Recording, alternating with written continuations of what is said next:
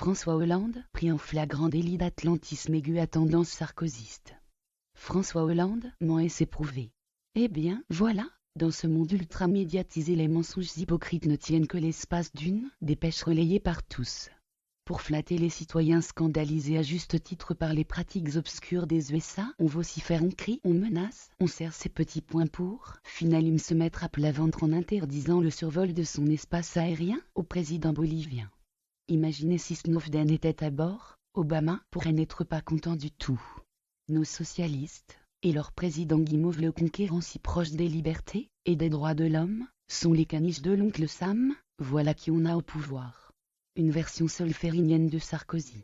Edward Snowden a bien demandé asile à la France. Encore un mensonge de François Hollande, aucune demande d'asile reçue par la France, de deux choses l'une, ou Wikileaks ment ou Élysée et son armada de caniches médiatiques mentent. C'est bizarre, j'aurais plutôt tendance à faire confiance à Wikileaks. Les faits, l'avion du président bolivien Evo Morales a été contraint mardi à une escale imprévue à Vienne, en Autriche. À son retour de Moscou, les espaces aériens français et portugais lui ayant été interdits, annoncent les autorités boliviennes.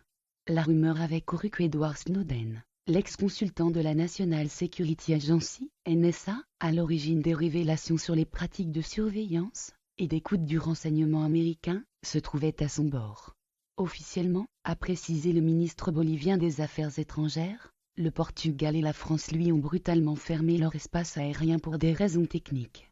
Mais après avoir obtenu des explications auprès de certaines autorités, nous avons déterminé qu'il semblait y avoir une rumeur inondée sur la présence de Edward Snowden à bord de l'avion, a-t-il poursuivi.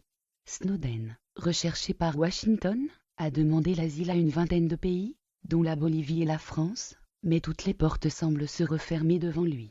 Coincé depuis le 23 juin dans la zone de transit de l'aéroport de Moscou, où il est arrivé en provenance de Hong Kong, ce jeune homme de 30 ans qui travaillait auparavant à Hawaï, se retrouve piégé dans des limbes juridiques.